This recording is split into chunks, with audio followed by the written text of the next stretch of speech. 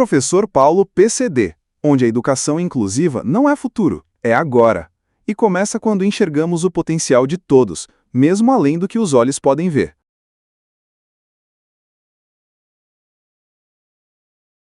A Revolução Russa. Só de ouvir o nome, a gente já pensa num tema gigante, super complexo, né? E é mesmo. Mas olha, o material que a gente está usando de base aqui, ele tem um jeito de organizar as coisas que deixa tudo muito mais claro. É como se ele pegasse esse caos todo e montasse um quebra-cabeça, peça por peça. E é exatamente isso que a gente vai fazer agora.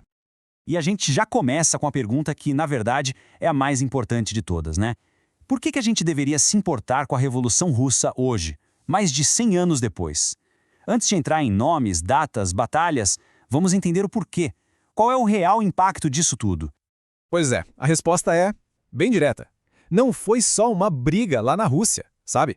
Foi o nascimento do primeiro país socialista do mundo. Isso, por si só, já muda completamente o jogo. A gente está falando de uma força que redesenhou o mapa político e econômico do século XX inteiro. Pensa só, séculos de reis, de czares com poder absoluto, tudo isso desmoronou para dar lugar a uma tentativa, um experimento radical de criar uma sociedade baseada na igualdade. E olha que legal a forma como a nossa fonte organiza essa jornada. É um roteiro bem lógico. Primeiro, a gente vai ver o cenário, o que preparou o terreno para tudo acontecer. Depois, a gente mergulha de cabeça em 1917, o ano que vira o jogo. Na sequência, como o novo Estado Soviético foi construído. E por fim, o legado e as lições que ficam. É um caminho bem claro para a gente não se perder. Então vamos lá, começando pelo começo. Seção 1. O palco para a mudança. Porque, né, não dá para entender uma revolução sem antes entender o que ela queria derrubar. Que mundo era esse? E essa imagem aqui, nossa, ela resume tudo de um jeito muito forte. É um retrato do abismo que era a sociedade russa. De um lado você tinha a nobreza, a burguesia, vivendo num luxo absurdo, com a proteção do Tsar que mandava em tudo e em todos. E do outro lado, o povão. Camponeses, operários, vivendo na miséria, com fome, em condições de trabalho terríveis. A tensão ali era um barril de pólvora prestes a explodir. E é nesse cenário de total injustiça que uma ideia começa a ganhar muita força: o socialismo. E veja bem, não era só um grito de "estamos com fome". Era muito mais que isso. Era uma proposta de virar o mundo de cabeça para baixo. Uma ideologia que dizia que a riqueza tinha que ser de todos e o poder tinha que ir para as mãos dos trabalhadores. E quem vai pegar essa ideia e transformar num plano de ação, numa coisa concreta, é o Vladimir Lenin. Beleza? Cenário montado, agora a gente chega no ano-chave, 1917. É impressionante pensar que um único ano pôde mudar o mundo para sempre. Vamos ver o que aconteceu, passo a passo.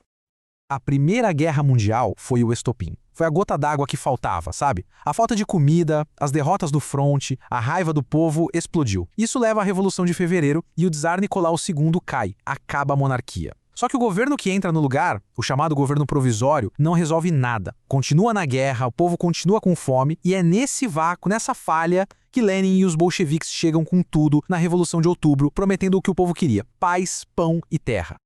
Ok, os bolcheviques tomaram o poder. E agora? A parte fácil, digamos assim, que era derrubar o antigo regime, tinha acabado. Agora vinha o desafio gigantesco de construir uma nação inteira do zero. E o Lenin não perdeu tempo, agiu de forma super rápida e decisiva. As primeiras coisas que ele fez foram direto ao ponto, para atender o que o povo pedia. Primeiro, tirar a Rússia da guerra. Segundo, distribuir a terra para os camponeses. Terceiro, passar o controle das fábricas e dos bancos para o Estado. Cada passo desses era literalmente um tijolo sendo colocado na construção do que viria a ser a União Soviética. É claro que uma mudança desse tamanho não ia acontecer na paz, né? O país mergulhou numa guerra civil brutal. De um lado, o Exército Vermelho, dos bolcheviques, lutando para manter a revolução de pé, do outro, o Exército Branco, que era uma mistura de todo mundo que era contra os bolcheviques. No final das contas, o Exército Vermelho vence e essa vitória sela de vez o poder dos bolcheviques. Depois do Lenin, quem assume o poder é Stalin. E aí, a gente entra num período de contrastes absurdos. Por um lado, ele implementa uma industrialização a todo vapor que transforma a União Soviética numa potência industrial e militar gigantesca. Mas o custo disso, o custo humano, foi altíssimo. Um governo totalitário, repressão violenta, campos de trabalho forçado, a liberdade individual simplesmente deixou de existir. E com isso, a gente chega na nossa última parte. O legado. O que ficou de tudo isso? Quais foram as lições de um evento tão transformador? E aqui está o ponto principal. A Revolução Russa não foi um evento local, ela transbordou. Ela criou um modelo alternativo ao capitalismo que não existia antes. Isso inspirou movimentos de trabalhadores e até outras revoluções no mundo inteiro. E, claro, preparou o palco para a grande disputa do século XX, a Guerra Fria, aquela tensão de décadas entre Estados Unidos e União Soviética. Então, se a gente pudesse tirar uma grande lição disso tudo, qual seria? A fonte que a gente está usando sugere esta aqui, que é bem forte. A busca por justiça social precisa respeitar os direitos humanos. Ou seja, por mais nobre que seja um objetivo, ele não pode passar por cima da liberdade e da dignidade das pessoas. É uma reflexão que dá o que pensar, né? E olha que genial essa tabela para a gente amarrar tudo. É um resumo didático perfeito. Vamos passar rapidinho. O que foi? A queda do czar e a criação do primeiro Estado socialista. Por quê? Fome, pobreza, guerra, desigualdade. Quem liderou? Lenin e Trotsky. O que resultou? Fim da monarquia e o nascimento da URSS. E depois, o governo autoritário de Stalin. E a grande lição, que a busca pela igualdade tem que andar de mãos dadas com a liberdade. É um jeito incrível de resumir um assunto tão denso. E a gente termina com a pergunta que, no fundo, essa história toda nos deixa. Uma pergunta que o nosso material de apoio levanta de forma muito inteligente. É possível buscar igualdade sem ter liberdade? Será que uma coisa pode existir sem a outra?